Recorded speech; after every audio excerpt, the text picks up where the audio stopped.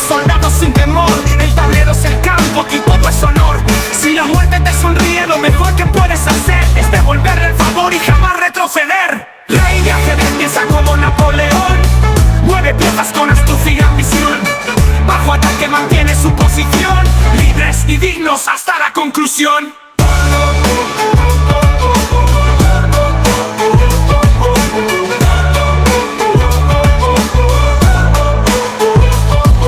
Caballos dan saltos, trazan el dominio. Torres de piedra edifican grandeza y dominio. Alfiles cruzan campo con precisión de cirujano. Entre la guerra blanca y negra somos humanos. Rey de ajedrez, piensa como Napoleón.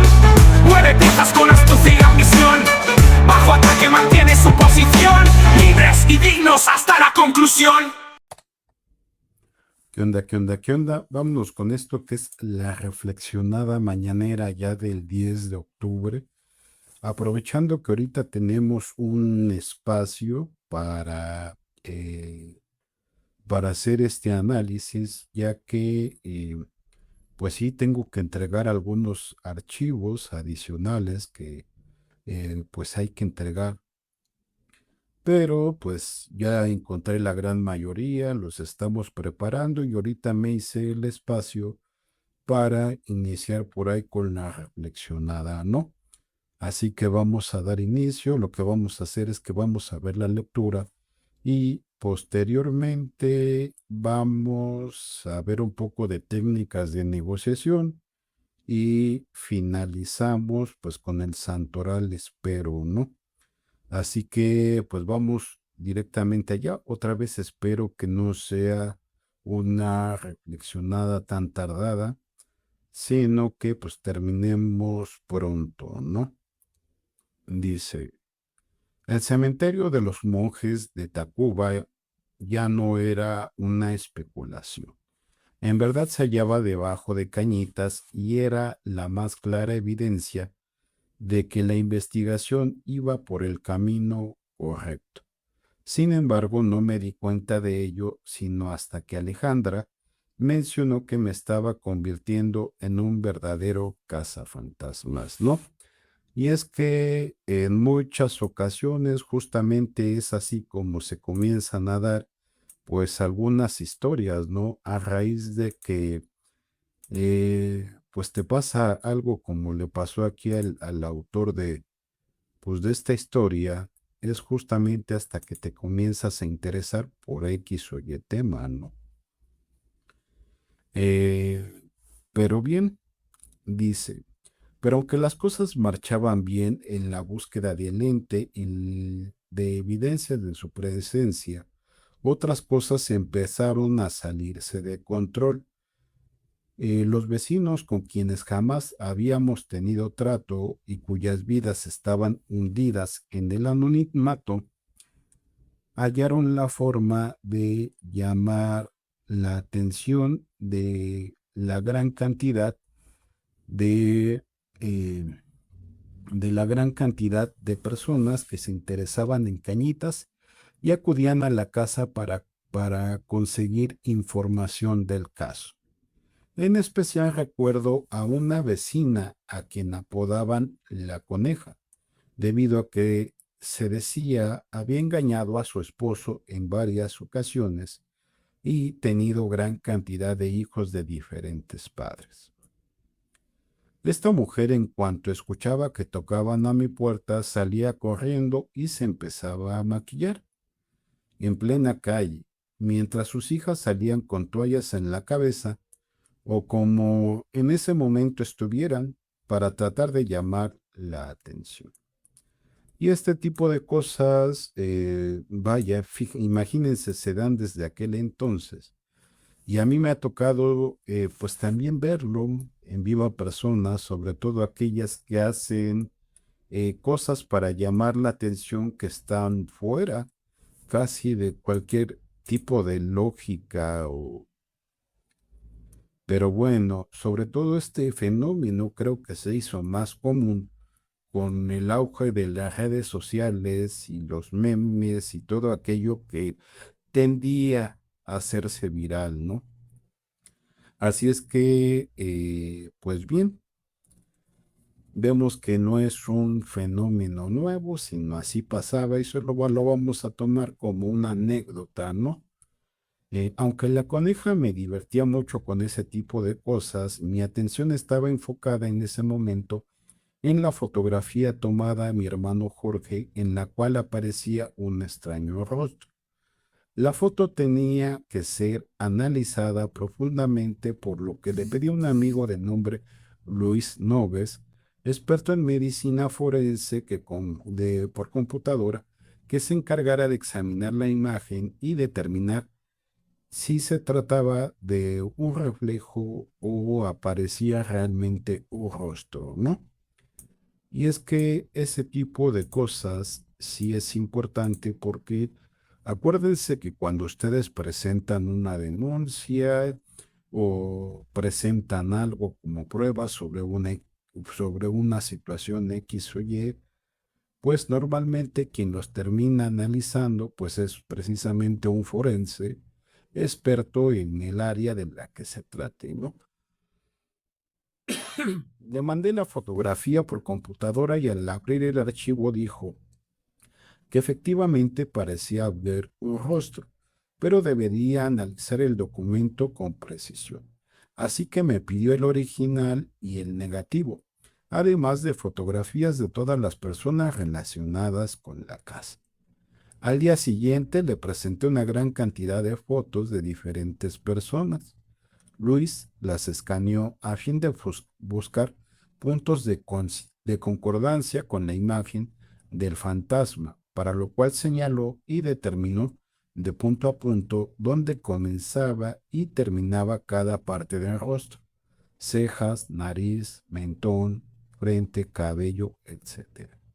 Luego comenzó la búsqueda de alguna similitud y al cabo de varias horas encontramos el rostro que, según este análisis forense, encajaba eh, perfectamente con el de una persona con más de 95% de exactitud.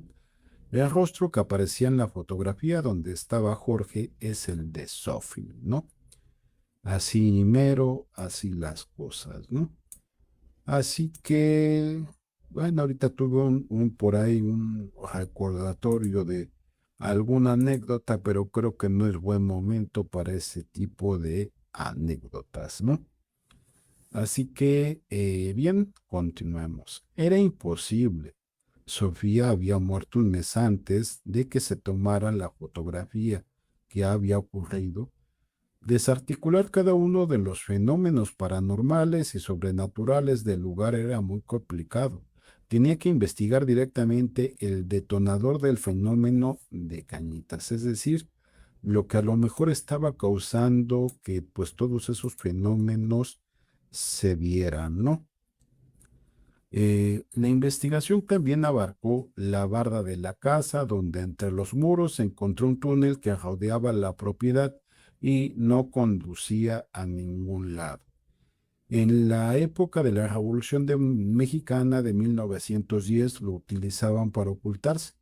Días después fui al Archivo General de la Nación a continuar investigación y encontré cosas interesantes. En Popotla había existido un templo azteca en el que se realizaban sacrificios humanos. Por ese motivo, todo Popotla se hallaban osamentas y otros vestigios humanos. Popotla. ¿Qué es Popotla? Ah, ya. Bueno, yo nada más lo ubico por la estación del metro que tiene como cañones cruzados. Pero vamos a ver qué es Popotla, ¿no? Porque no sé qué sea, ¿no? Vamos a preguntarle a la inteligencia artificial qué es Popotla. Digo, sí lo he escuchado como apellido, pero ahorita les comento porque de ahí sí tengo una anécdota, ¿no? Popotla es el nombre de varios lugares en México. Los más conocidos son Popotla, Ciudad de México, ubicado en la alcaldía Miguel Hidalgo. Es un barrio tradicional con mercados locales y ambiente auténtico. Destaca la Plaza de la Conchita, una iglesia colonial del siglo XVI Cerca se encuentra el famoso Parque Lira y zonas históricas relacionadas con la época prehispánica y colonial.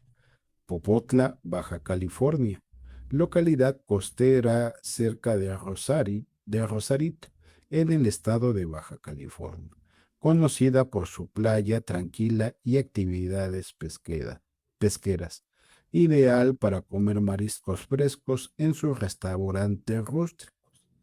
Atractivo turístico para sus vistas al Océano Pacífico y proximidad a otros destinos como Tijuana, ¿no?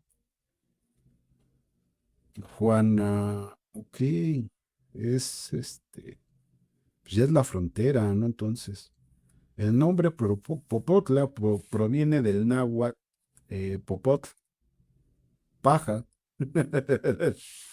No, bueno. Y clan, lugar, significando lugar de paja o donde abundan los popotes. En la Ciudad de México este sitio fue relevante durante la conquista, donde se dice que Hernán Cortés lloró bajo un árbol, el árbol de la noche triste, tras una derrota de los mexicas, ¿no? Y como tal, aquí donde vivo, en la iglesia donde estaba, sí había un ministro que se apellidaba así justamente, Popot. La particularidad de este ministro es que, pues digo, yo no juzgo, cada quien en su juventud pues hace locuras o le tocan desventuras, ¿no? Y en algún momento se arrepienten y conocen la palabra de Dios y componen su camino, ¿no? Pero él en su juventud pues había estado en la cárcel, ¿no? Me llevaba muy bien con él y creo que de hecho fue el último con el que me llevé bien. Ya de ahí en fuera realmente no hubo eh, pues algunos acercamientos más, creo que ya ni siquiera los conocí, ¿no? Pues ya dejé de ir a partir de ahí, ¿no? Entonces, fue justamente el último, ¿no? Pero entonces Popotla significa el lugar de paja, ¿no? Joder, o como dicen, este, sorgullos, ¿no? Pero bueno, vamos a continuar. Ujú. Nos habíamos quedado acá, ¿no? La investigación también abarcó, por cierto, ¿cuánto tiempo llevamos? Vamos a ver, 12 minutitos, vamos a buen tiempo. La investigación también abarcó la barda de la casa, donde entre los muros se encontró el túnel. Popotla había existido un templo azteca en el que se realizaban sacrificios humanos. Por ese motivo, en todo Popotla se hallaban osamentas y otros vestigios humanos y restos que yo había encontrado tenían una antigüedad de más de 450 años según la prueba de carbono 14, ¿no? 14, ¿no? Entonces, bien, ahí mero. Entonces, pues ahí dejamos la lectura, mañana la continuamos, vamos en la página 65, estamos a 7 de terminar, así que pues prácticamente la siguiente semana estaremos terminando y sí es importante porque por lo menos a mí en lo personal, a mí en lo particular, sí me están resultando muchas cosas familiares de esta historia, ¿no? Desafortunadamente muchas terminan pues en delito, no todas en tragedia, pero sí en delito, ¿no? Y que de repente pierdas algo que es tuyo, pues está complicado, ¿no? Incluso por ahí recuerdo eh, que, como les decía ayer, el caso de Azcapotzalco, otra iglesia también en donde estuve o tuve contacto con ellos, también pasó una cosa similar. Por ahí me llegaron a platicar que se encontraban, me parece que en una reunión a las 5 de la mañana, y los ladrones se metieron y a todos les quitaron la llave de los autos que estaban estacionados afuera, ¿no? Y es que esta historia se repite y se repite y se repite, ¿no? Lo que se me hace muy curioso es que esa es una buena fuente de información, ¿no? A mí, y ojo, lo estoy diciendo a manera particular y personal, ¿no? Que esta historia se repite mucho, pues. Dice, la historia del lugar y de cómo había cambiado la ciudad seguía despertando mi inquietud por averiguar más. La Ciudad de México había sufrido, no, que ya lo íbamos a dejar ahí, ¿va?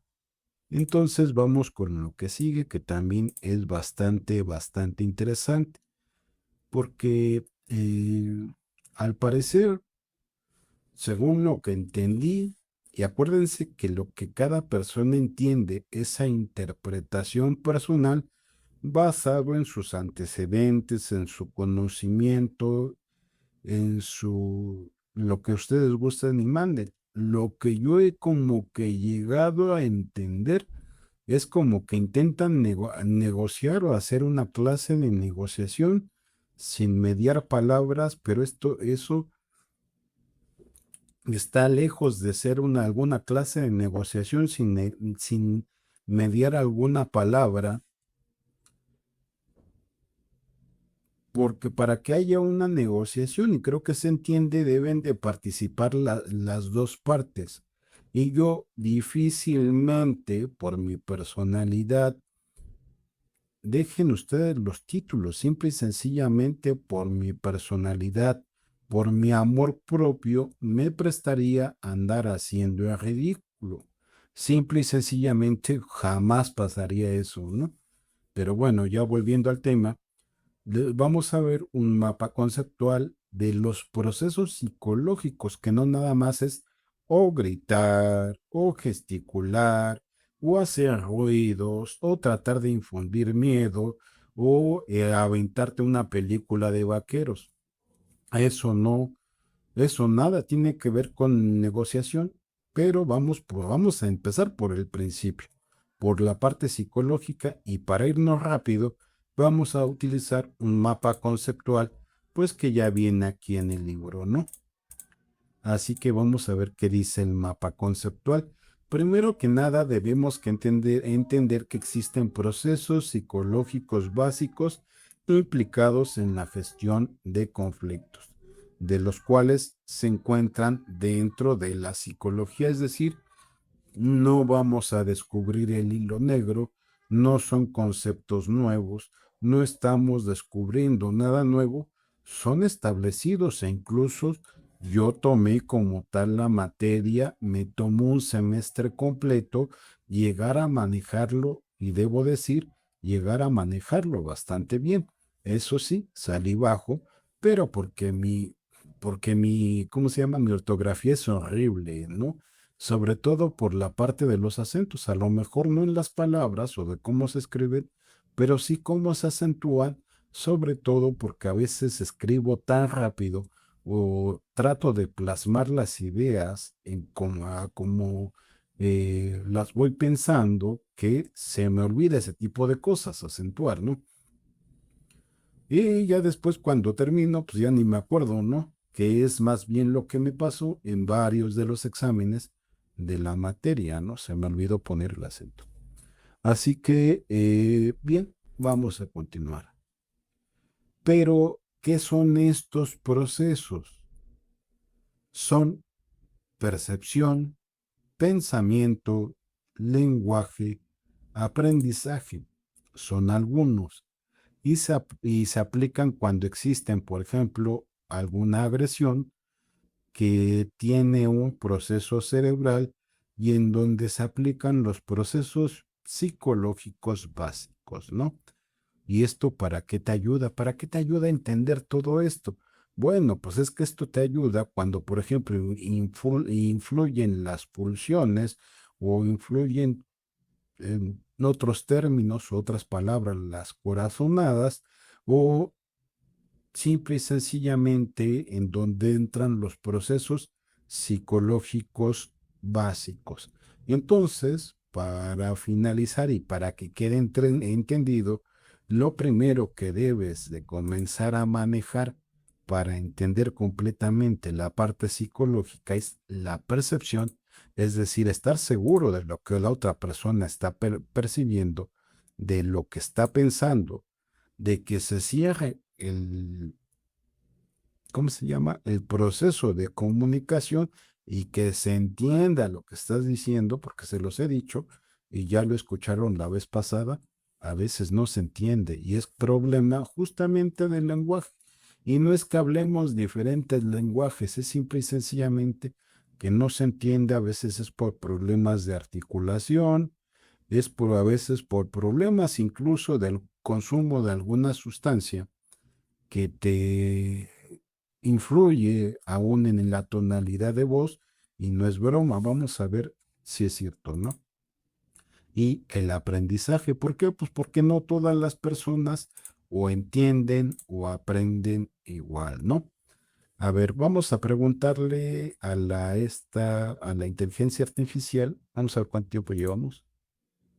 20 minutos, ya terminamos y con eso cerramos, ¿no? ¿Existe alguna sustancia tóxica? Ejemplo,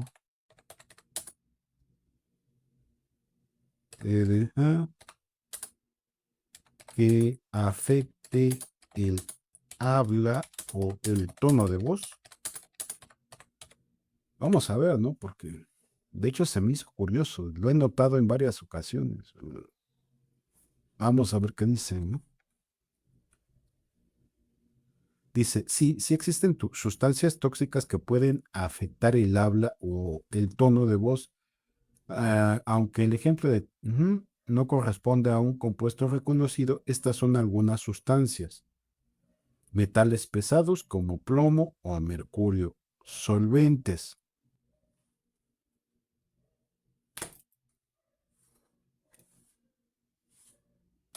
El 5000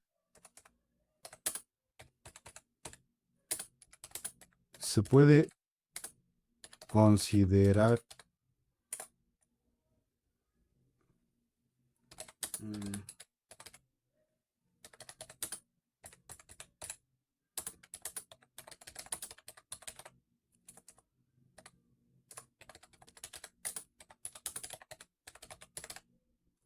vamos a ver si se considera un solvente, ¿no? Pero vamos a regresarnos tantito para acá, ¿no? Ok, solventes. Tricloroetileno produce confusión y alteraciones en la coordinación motora de la pesticidas. Monóxido de carbono, que es lo que supongo expulsan los motores, ¿no? Droga, alcohol y benzodiazepinas, ¿no? Órale, mira, de lo que uno se viene a enterar. Es un adhesivo de contacto popularmente conocido como cemento para plásticos y no se considera un solvente, aunque si los contiene, ok. Solventes orgánicos como tolueno. Estos solventes presentan una composición clave, pero el producto final es una mezcla diseñada para pegar, ¿no?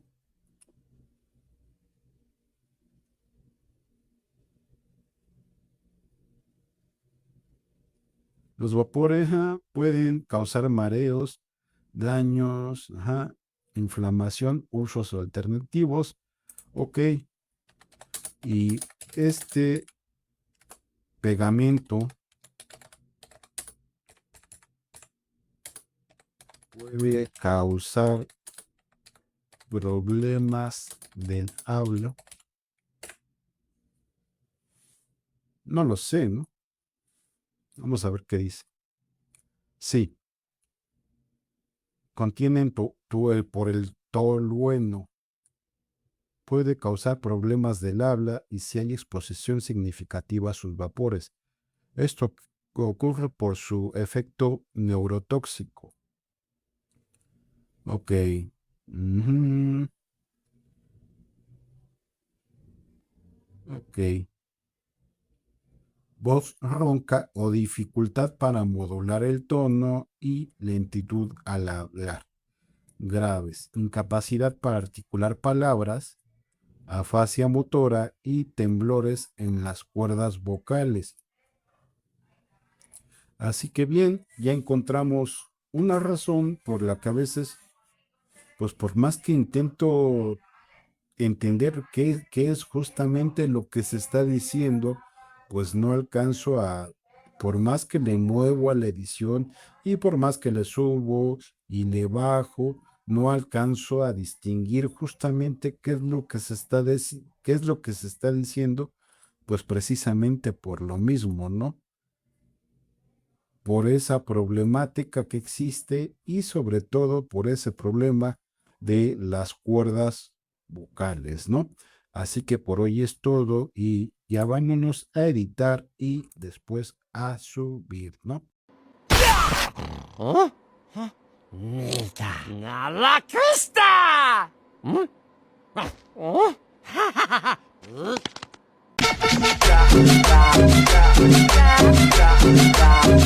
¡Vámonos,